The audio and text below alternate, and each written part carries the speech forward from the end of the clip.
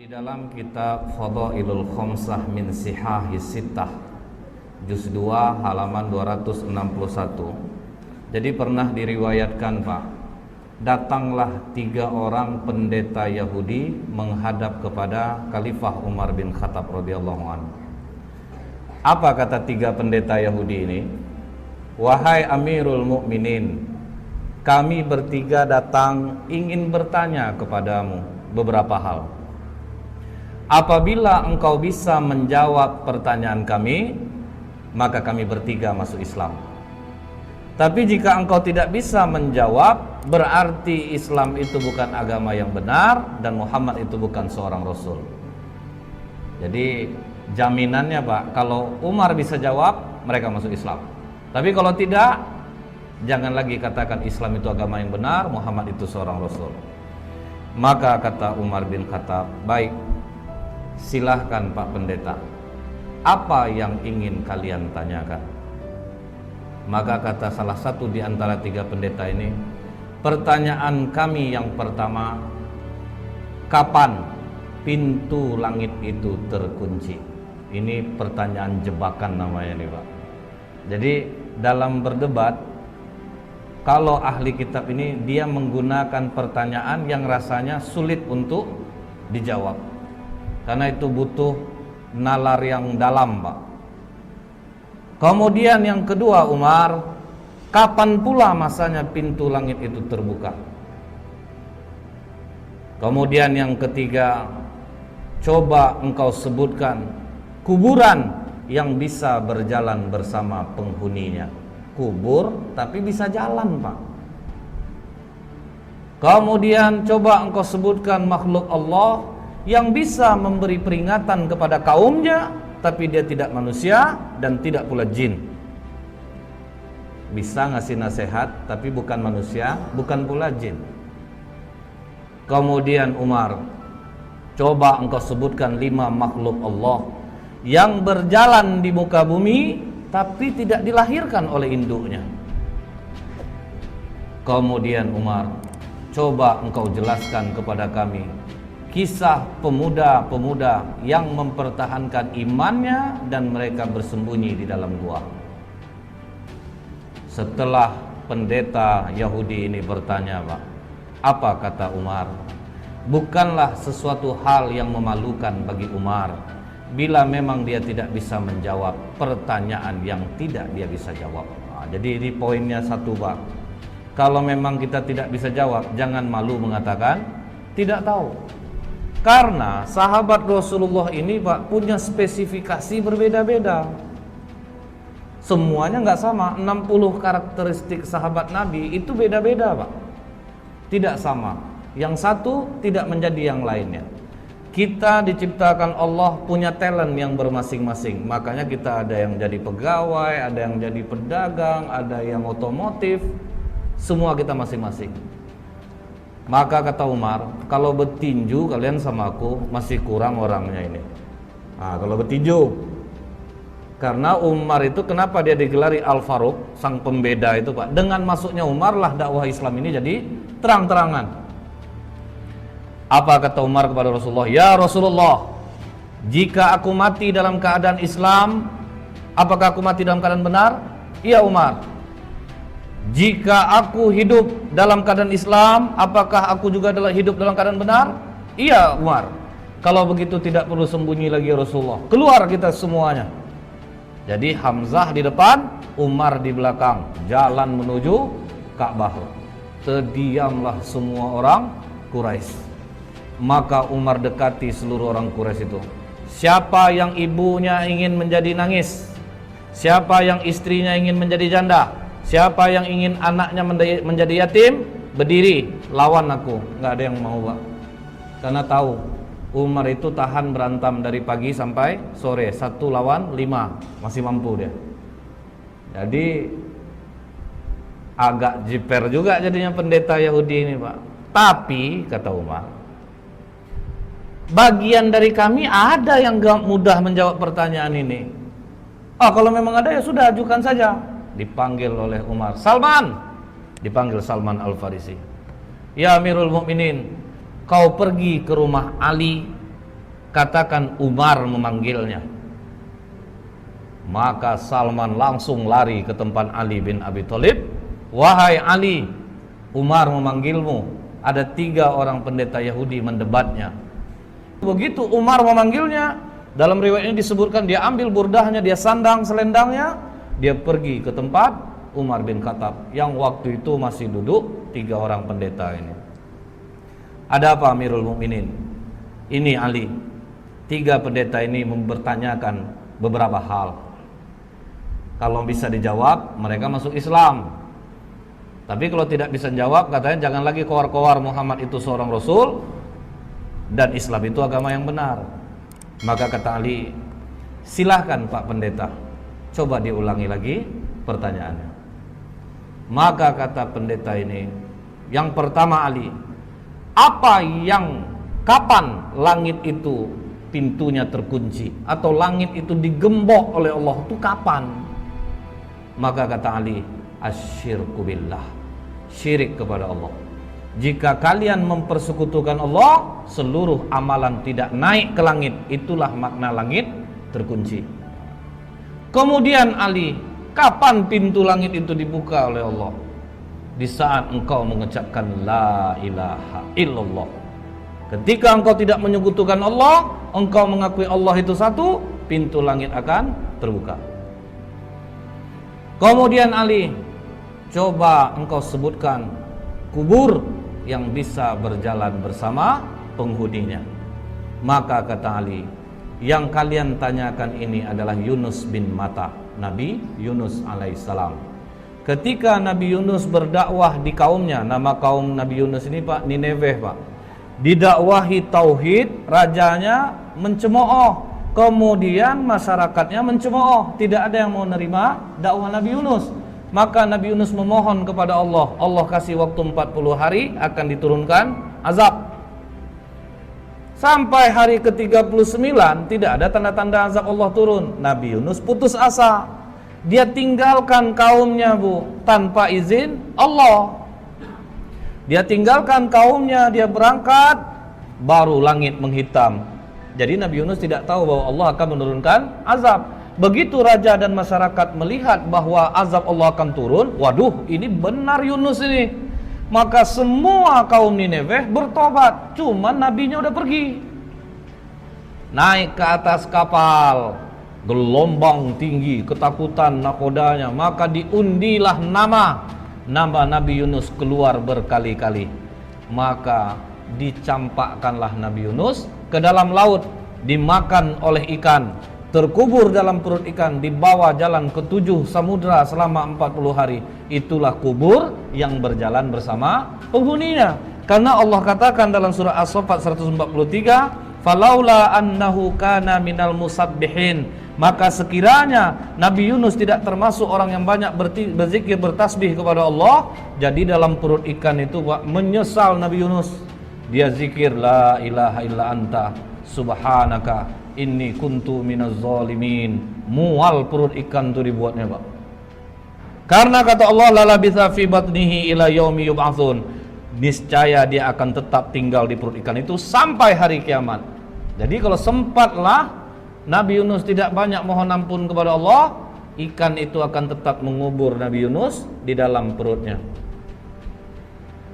Terkaget pendeta ini, waduh ini cerdas satu ini nih. Dapat dia menjawab pertanyaan pendeta. Jadi kubur yang jalan bersama penghuninya, Nabi Yunus berada dalam perut ikan dan dibawa 40 hari ke 7 samudra, baru dimuntahkan. Baik Ali, kau benar. Kemudian Ali, coba engkau sebutkan makhluk Allah yang bisa memberi nasihat kepada kaumnya, tetapi dia bukan manusia dan bukan pula jin. Maka kata Ali, ketika Nabi Sulaiman dan bala tentaranya sampai di lembah semut, hatta idza atau ala wadin namli qalat namlatu ya ayyuhan nablu dkhulu masakinakum. Jadi ada seekor semut Pak, dia komandoi kawan-kawannya, wahai para semut, masuklah kalian ke dalam sarang-sarang kalian, karena la yahtimannakum Sulaimanu wa junuduh, nanti kalian akan terinjak oleh Sulaiman dan bala tentaranya. Nah, inilah makhluk Allah yang bisa memberi nasihat kepada kaumnya, tetapi dia bukan manusia dan bukan pula jin. Wah, terjawab lagi. Oke Ali, coba engkau sebutkan 5 makhluk Allah yang berjalan di muka bumi tapi tidak dilahirkan oleh induknya. Maka kata Ali, Adam alaihissalam, Siti Hawa, onta Nabi Soleh itu keluar dari batu, Pak, tidak dilahirkan oleh induknya. Kemudian tongkat Nabi Musa yang berubah menjadi ular, ular itu juga tidak dilahirkan oleh induknya. Kemudian kambing pengganti leher Nabi Ismail, itu pun tidak dilahirkan oleh induknya. Akhirnya 2 di antara 3 pendeta ini langsung menyatakan asyhadu alla ilaha illallah wa asyhadu anna muhammadar rasulullah. Oh tunggu, kata satu pendeta lagi, 2 kawanku mungkin sudah terpengaruh oleh jawabanmu Ali, tapi masih ada 1 lagi yang belum terjawab. Coba engkau ceritakan kisah pemuda yang bersembunyi dalam gua untuk mempertahankan imannya. Baik, akan aku terangkan seperti apa yang ada dalam Al-Quran, kata Ali. Kalau dari Al-Quran kami sudah dengar Ali, kami ingin engkau detail menerangkannya seperti apa yang disampaikan Rasulullah kepadamu. Maka kata Ali, kalau begitu benarkan duduk kalian. Malah ditantang, Pak. Jadi dia ingin mengungkap Ali itu ceritanya itu yang detail. Maka kata Ali, silahkan, dari mana kalian ingin menanyakan? Baik Ali, di mana peristiwa itu terjadi? Maka kata Ali, di kota Apesus atau Tarses, Pak, antara Turki, Yordan. Kemudian silahkan lanjutkan Ali. Jadi dulunya kata Ali, kota Apesus ini dikuasai oleh raja yang sangat baik. Ketika raja ini meninggal, Raja Dikianius yang menguasai Roma mendengar bahwa Raja Apesus ini meninggal, maka mereka pun menyerang kota Apesus dan mereka kuasai. Kemudian kata Ali, Dikianius membangun istana besar. Tunggu dulu Ali, kata pendeta ini. Berapa panjang dan lebar istana yang dibangun oleh Dikianius? Maka kata Ali, panjang 1 farsah, lebar 1 farsah. 1 farsah itu sekitar 8 km. Baik Ali, teruskan. Kemudian Dikianius ini memiliki menteri-menteri, dan Dikianius meletakkan 50 menteri di sebelah kanan, 50 menteri di sebelah kiri. Dan Dikianius mempunyai 6 penasehat, pemuda-pemuda cerdas di belakangnya. 3 di kanan, 3 di kiri. Oke Ali, siapa nama ke-6 pemuda itu? Maka dijawab oleh Tamlika, Miksalmina, Mikasdimina, Martelius, Kalitius, Sidamius. Jadi inilah 6 pemuda yang menjadi cikal bakal Ashabul Kahfi. Tapi waktu itu masih 6. Nah, ini Pak, waktu itu hanya masih 6. Ini pemuda-pemuda cerdas andalan Dikianius. Jadi kalau 50 menteri sudah rapat, tetap nanti keputusan akhir kepada 6 pemuda ini. Nah kemudian Pak, ditanya oleh pendeta ini, seluas itu istana yang dibangun oleh Dikianius Ali, bagaimana dia cara mengharumkan istananya? Maka kata Ali, setiap pagi ada yang membawa parfum di dalam ember besar. Kemudian ada satu yang membawa seekor burung. Ketika burung ini diberi isyarat, maka burung ini mencemplungkan kedua sayapnya dan mengibaskannya ke seluruh ruangan istana. Canggih orang dulu rupanya, Pak. Setelah itu kata Ali, ketika Dikianius 30 tahun berkuasa, tidak pernah sakit, disitulah dia bertanya kepada para menterinya, kalian pernah enggak nengok aku sakit, demam, beringus, lemah, letih? Tidak pernah Raja. Biasanya kalau yang enggak sakit-sakit ini siapa? Tuhan Raja. Bersediakah kalian menyembahku? Bersedia raja. Pokoknya siapa yang mau menyembahku, aku berikan kehidupan yang baik. Pakaian dari sutra, kemewahan, kekayaan akan aku berikan. Begitu dikasih kekayaan, uang, fasilitas, masyarakat rela menyembah Dicanius. Mereka semua menyembah Dicanius. Tapi Pak, 6 pemuda yang di belakang Dicanius akhirnya rapat di rumah Tamlika. Dicanius mengaku dirinya Tuhan. Disuruhnya orang menyembah, orang pun menyembahnya. Sementara kalau dia Tuhan, kenapa harus kita yang memutuskan setiap permasalahan? Jadi menurutmu bagaimana Tamlika? Dia bukan Tuhan. Justru kita harus berpikir, langit tanpa tiang kok bisa tegak? Pasti ada yang menciptakannya.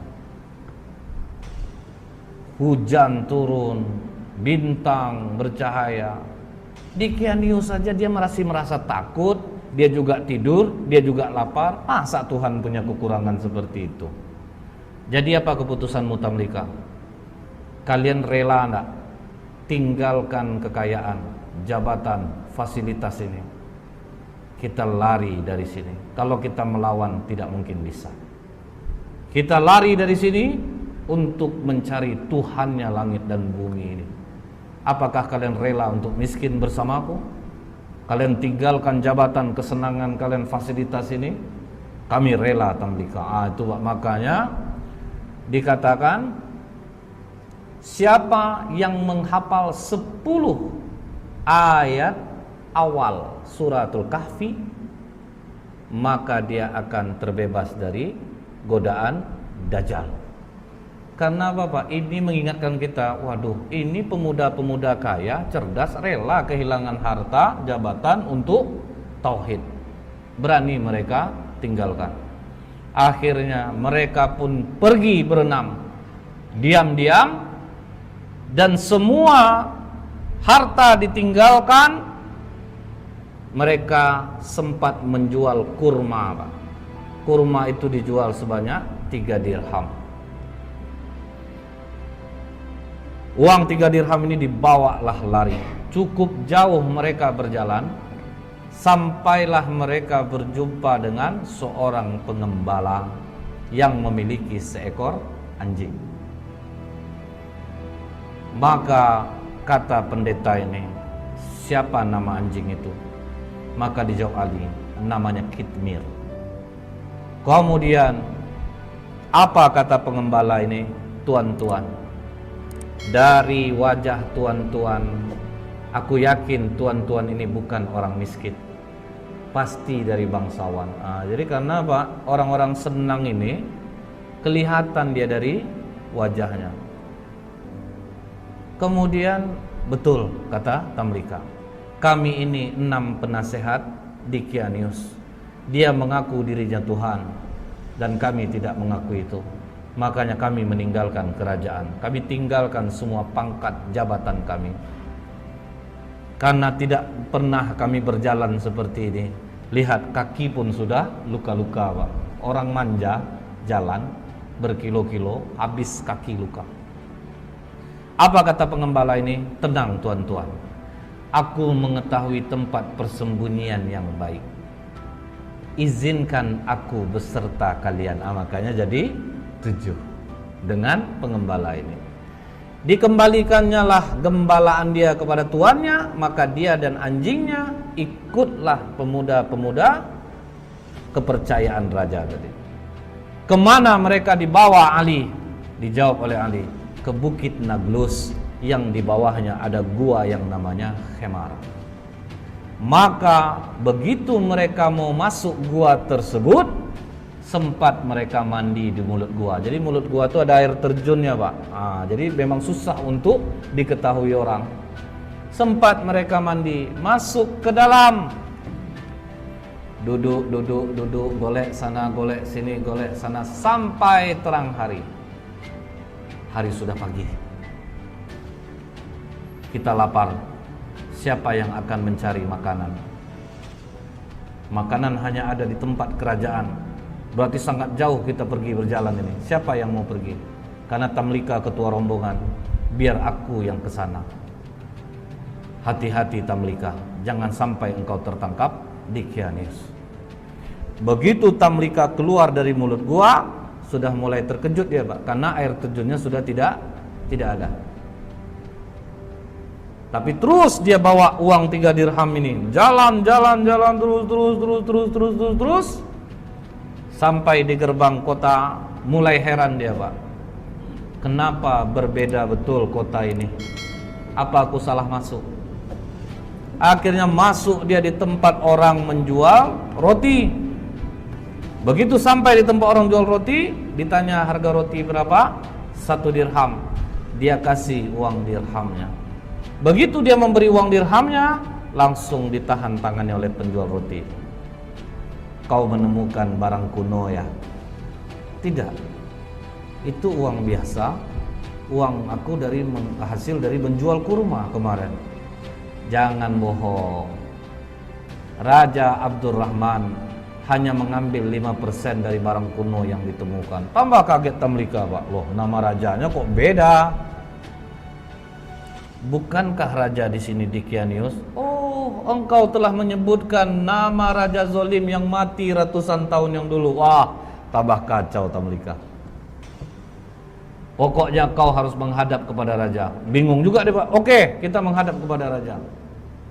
Begitu sampai di kerajaan, alangkah kagetnya Tamlika, ternyata rajanya memang tidak Dickianius.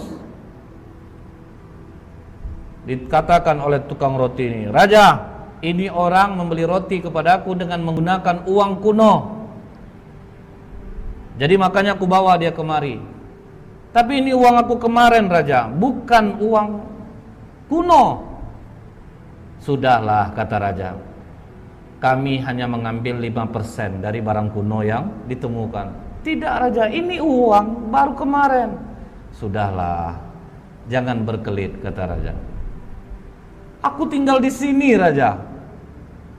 Disebutkannya lah nama-nama orang yang dia kenal, Pak. Apa kata raja? Sepertinya pikiranmu mulai terganggu. Nama-nama yang kau sebutkan itu nama-nama orang yang sudah lama mati ya. Tapi betul, Raja, aku tinggal di sini, Raja. Aku masih ingat di mana rumahku. Maka kata raja, iringi dia. Kemana dia menunjukkan rumah, pergi kalian ke sana. Diiringilah oleh para tentara. Sampai di rumah yang dia tunjuk, diucapkan, dipanggil keluar orang tua yang sudah sangat tua renta. Mengapa kalian datang kemari? Katanya kepada tentara raja ini.